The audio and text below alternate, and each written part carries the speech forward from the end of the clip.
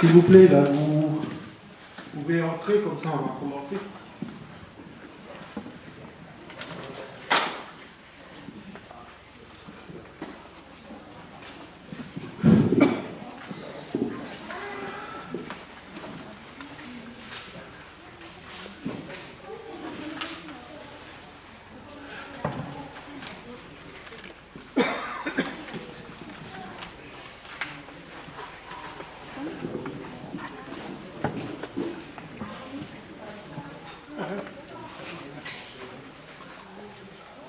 On va poursuivre notre journée de célébration. Donc on avait réservé cet espace à partir de 9h30, mais on a pris un peu de temps, c'est pas grave, ça fait partie de la manière d'habiter l'espace. Donc je vais simplement présenter les personnes qui sont ici et puis leur laisser la parole. Donc à ma droite, c'est le conférencier, Monsieur Manga Jean-Baptiste, qui va donc porter cette conférence pour nous éclairer. Un éclairage sur l'autodétermination et autochtonie, Kanaki Nouvelle-Calédonie. Et puis la parole va être d'abord dite par le président du Sénat coutumier, qui est donc le responsable du Sénat coutumier et du CNDPA, du Conseil national pour les droits du peuple autochtone de Kanaki Nouvelle. Monsieur le Président, je vous laisse le micro. Merci.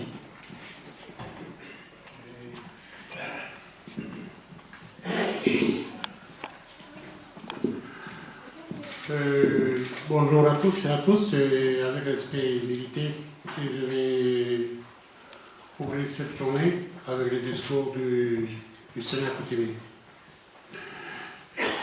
Chères autorités et représentants des institutions coutumières, Mesdames et Messieurs les représentants des autorités politiques, institutionnelles et religieuses, Mesdames et Messieurs les représentants des associations et de la communauté civile, Mesdames et Messieurs, bienvenue à cette journée internationale des peuples autochtones 2017. La journée internationale des peuples autochtones du 9 août est l'occasion donnée aux États et aux citoyens du monde entier de célébrer les droits des peuples autochtones, proclamés depuis 2007, lesquels sont partie intégrante des droits de l'homme.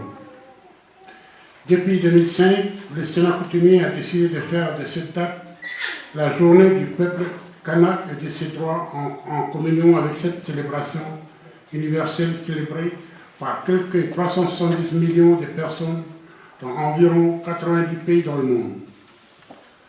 Tous les ans, à cette même date, le Sénat coutumier rappelle sa vision des droits du peuple autochtone dans notre pays. L'accord de Nouméa, en reconnaissant l'identité kanak, se situe dans la logique de l'affirmation des droits autochtones. Dans une société donnée, l'accord de Nouméa, en créant les institutions coutumières, nous a permis à nous, autochtones kanak, d'exister par nous-mêmes, selon nos us et nos coutumes, et de pouvoir décider de leur évolution dans le cadre d'une société calédonienne en construction. Il faut aussi dire que grâce à l'accord de Nouméa et à la reconnaissance de l'identité kanak, la coutume et le droit coutumier a pu se maintenir et progresser.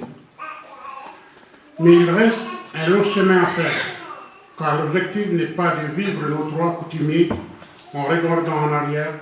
Il nous faut maintenant convaincre non seulement les Européens, mais aussi beaucoup de Kanaks, des Océaniens qui en Nouvelle-Calédonie pensent que le seul progrès possible ne peut venir du modèle français et occidental. Il faut les convaincre car les droits autochtones Kanaks représentent une chance pour notre petit pays en construction et que grâce à ces droits, on peut faire émerger d'autres valeurs pour une société moderne adaptée. Que grâce aux valeurs du droit coutumier, on peut combattre la dévalorisation de la jeunesse, la spéculation foncière, l'appropriation privée des richesses naturelles, la pollution et le réchauffement climatique. Alors que tous les regards sont braqués sur le futur référendum d'autodétermination de la Nouvelle-Calédonie, une autodétermination fondée sur le droit international de la décolonisation, la célébration par l'ONU de la Journée internationale du 9 août pour le peuple autochtone permet de mettre en lumière l'autodétermination du peuple autochtone kanak.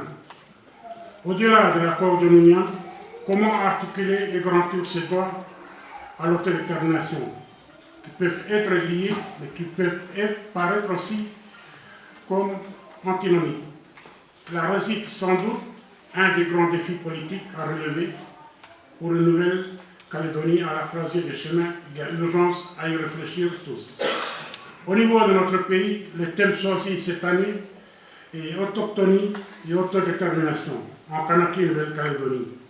Des travaux en atelier sont prévus autour de ce thème. Je vous invite à y participer. Bonne célébration à tous. Merci.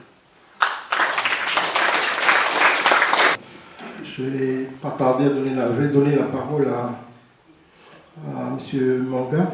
Simplement, je vous rappelle également qu'aujourd'hui, c'est l'anniversaire, le 10e anniversaire de la Déclaration sur les droits des peuples autochtones. Elle a été, comme disait le Président, elle a été ratifiée et votée par l'Assemblée des Nations le 13 septembre 2007.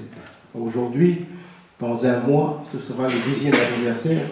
En même temps, c'est un peu le mot c'est, si vous voulez, le cadre qui a été tracé par les Nations Unies pour nous dire au peuple autochtone du monde de rappeler que c'est également l'anniversaire, c'est le 10e anniversaire de la Déclaration sur les droits autochtones. Donc c'est là. Donc nous n'avons pas encore eu normalement, il y a une cérémonie qui est organisée aux Nations Unies avec le secrétaire général. Nous n'avons pas encore reçu son mot.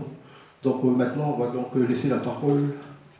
Simplement dire, aujourd'hui, c'est également l'anniversaire du 10e anniversaire de la Déclaration sur les droits des peuples. Donc je laisse la parole à M. Manga.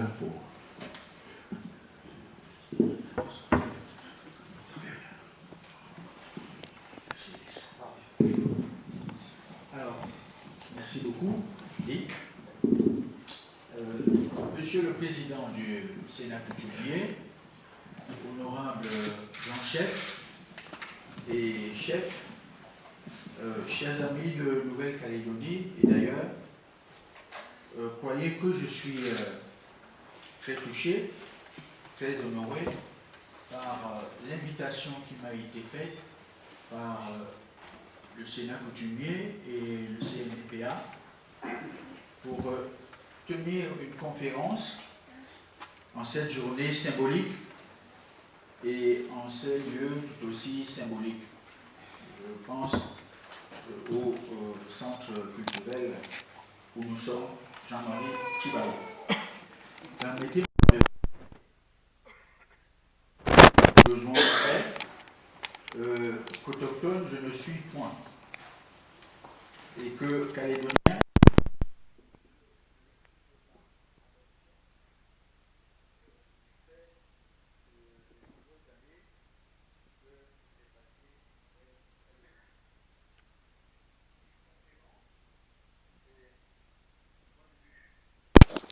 que je vais essayer de donner en toute humilité, moins comme un expert que comme un observateur averti, peu averti et passionné par ce pays. Alors, je me lève, comme il est de coutume, poser cette pièce d'étoffe sur le bureau qui indique effectivement le geste coutumier que tout le monde connaît et ma volonté d'être humble. Je l'ai dit, c'est un échange et je compte sur tout le monde pour bien échanger pendant cette journée. Nous allons procéder, comme vous l'avez dû le voir déjà, par projection, pour que tout le monde puisse suivre. J'ai préparé un plan du propos que je vais tenir. Donc, c'est un plan de juriste. Il pouvait y en avoir d'autres. Le plan qui est au tableau, vous pouvez le suivre pendant que j'essaierai de faire la lecture de ce que j'ai préparé.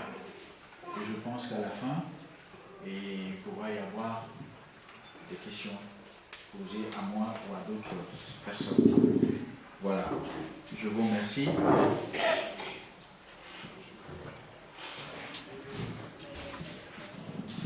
Merci, Jean-Baptiste. Oletti, merci pour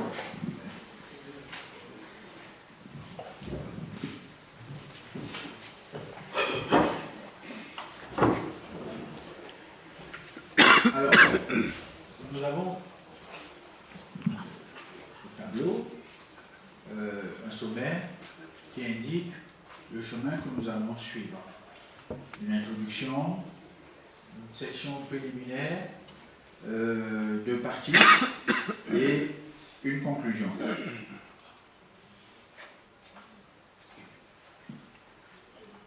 Nous commencerons par l'introduction, n'est-ce pas?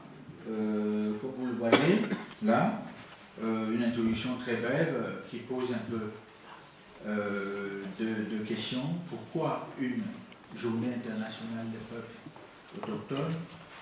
Et qui va rappeler rapidement qu'il s'agit là d'une problématique universelle et locale. Donc voilà. C'est l'Assemblée des Nations Unies qui a décidé de célébrer le 9 août comme Journée internationale des peuples autochtones par une résolution adoptée le 23 décembre 2014. Cette date marque le jour où la première réunion a eu lieu en 1982 à l'ONU, n'est-ce pas, avec le groupe de travail de l'ONU sur les populations autochtones au sein de la sous-commission pour la promotion et la protection des droits de l'homme. En 1990, la même Assemblée générale de l'ONU a proclamé 1993 comme année internationale des populations autochtones. Par la suite, elle a établi 2 décennies. Une première qui a commencé en 1995, qui est allée jusqu'en 2004, et une deuxième qui est allée de 2005 à 2014. L'objectif de ces décennies était de renforcer la coopération internationale pour aider les peuples autochtones à faire face à tous les défis qui se posaient à eux, comme les droits de l'homme, l'environnement, l'éducation, la santé, le développement économique et social. Grâce à cette impulsion de l'ONU, un mouvement important des peuples autochtones est réapparu sur la scène mondiale, la scène internationale. Et avec le contexte de mondialisation, on a vu fleurir de nombreuses revendications et de nombreuses multiplications pour la cause autochtone, qui est devenue incontournable. Mais l'émergence contemporaine de ces peuples a posé et pose toujours à la société internationale une problématique bien particulière. Celle-ci est universelle, c'est-à-dire qu'elle concerne le monde entier, mais elle renvoie toujours à des espaces nationaux, locaux, elle renvoie toujours à des histoires coloniales qui mettent les peuples autochtones face aux États par rapport auxquels ces peuples doivent s'autodéterminer. Donc la célébration, comme l'a dit le président tout à l'heure, la célébration de cette journée internationale à travers le monde et en Nouvelle-Calédonie donne l'occasion à nous tous de réfléchir ici, maintenant, ensemble, sur un aspect de cette problématique générale des peuples autochtones. Il s'agit de l'autodétermination